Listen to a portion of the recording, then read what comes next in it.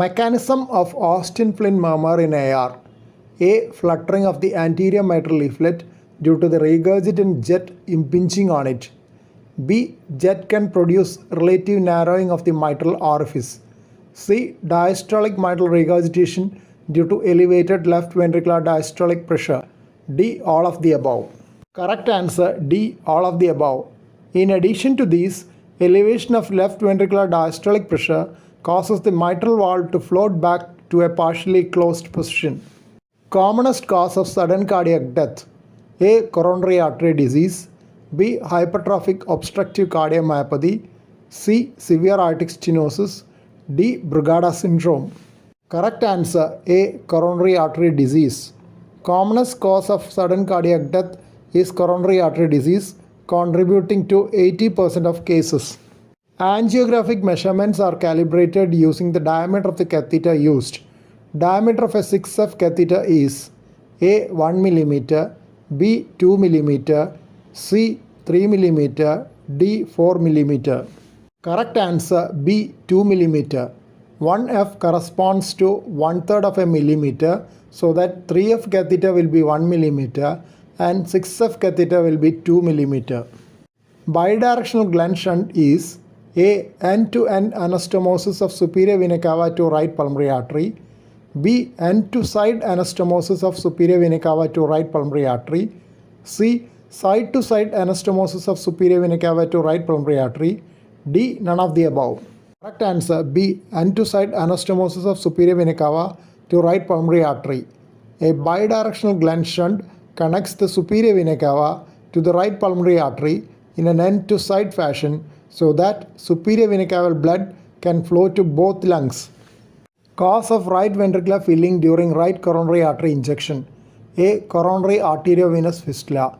B. Coronary cameral fistula. C. Pulmonary arteriovenous fistula. D. None of the above.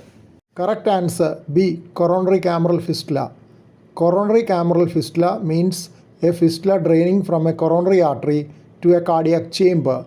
In this case, it is a coronary cameral fistula draining into right ventricle. Type 3 in DeBakey classification of aortic dissection. A. Ascending aorta alone. B. Descending aorta alone. C. Both ascending and descending aorta. D. None of the above. Correct answer B. Descending aorta alone. DeBakey classification of aortic dissection. 2. Ascending aorta. 1. Originates in ascending aorta and extends at least till the arch. 3. Descending aorta. Tachycardia with LBBB pattern and left axis deviation. A. Mahan fiber tachycardia. B. Bundle branch reentrant tachycardia. C. ARVD. D. All of the above. Correct answer D. All of the above. LBBB pattern with left axis deviation in wide QRS tachycardia should make us suspect Mahan fiber tachycardia or bundle branch reentrant tachycardia.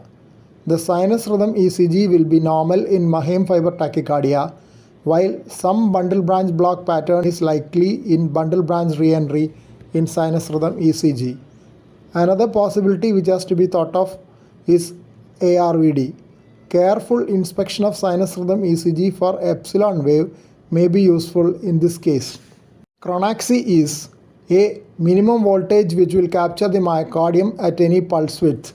B. Pulse width needed for capture at twice the Reho-base voltage. C. Intracardiac signal picked up by the intracardiac electrode. D. ST elevation occurring in the ECG monitored from the electrode tip as the lead makes contacts with the myocardium. Correct answer B. Pulse width needed for capture at twice the Reho-base voltage. Reho-base, minimum voltage which will capture the myocardium at any pulse width. Chronaxy, pulse width needed for capture at twice the Reho-base voltage. Electrogram, intracardiac signal picked up by the intracardiac electrode. Current of injury, ST elevation occurring in the ECG monitored from the electrode tip as the lead makes contact with the myocardium. Pseudo-normalization of LV filling pattern is seen in A. Stage 1 LV diastolic dysfunction. B. Stage 2 LV diastolic dysfunction. C. Stage 3 LV diastolic dysfunction. D. Stage 4 LV diastolic dysfunction. Correct answer B. Stage 2 LV diastolic dysfunction. Polymorphic ventricular tachycardia with QT prolongation is known as A. Catechol-aminergic polymorphic ventricular tachycardia, B. Accelerated idioventricular rhythm, C. Bidirectional ventricular tachycardia, D. Toss at the points. Correct answer D. Toss at the points. Mechanism of pulmonary hypertension in COPD. A. Alveolar hypoxia, B. Mechanical effect of high lung volume, C. Loss of small vessels, D. All of the above. Correct answer D. All of the above. Region least involved in right ventricular endomyocardial fibrosis. A. Right ventricular inflow, B. Right ventricular outflow, C. Right ventricular apex, D. Right ventricular body. Correct answer B. Right ventricular outflow. Endomyocardial fibrosis is a type of restrictive cardiomyopathy seen mostly in the tropics and subtropics. There is progressive fibrosis and obliteration of the right ventricle, predominantly the inflow and the apex. The right ventricular outflow tract is relatively spared and is often dilated.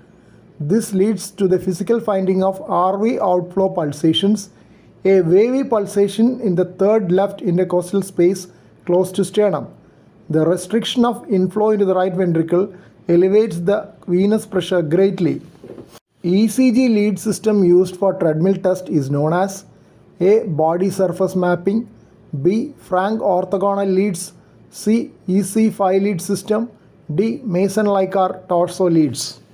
Correct answer D. Mason-Likar torso leads. In Mason-Likar torso leads for treadmill, the limb leads are placed on the torso near the origin of the limbs. This produces changes in the QRS with a rightward shift and disappearance of Q waves in inferior leads.